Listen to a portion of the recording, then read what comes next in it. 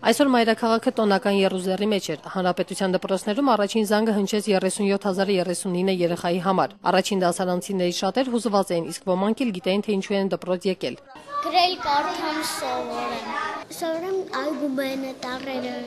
Սովորեմ մեծանամ։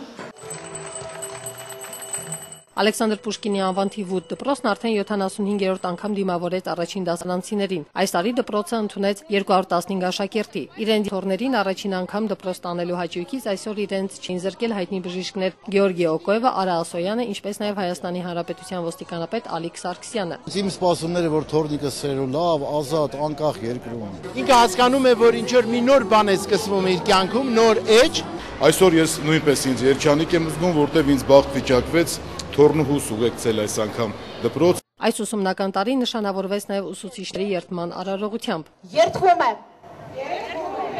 Երդման արարողությունից հետո հայկական բանակ երգի հնչյունների ներքո ուսուցիչները առաջին դասարանցիներին ուղեկցեցին իրենց դասարանները։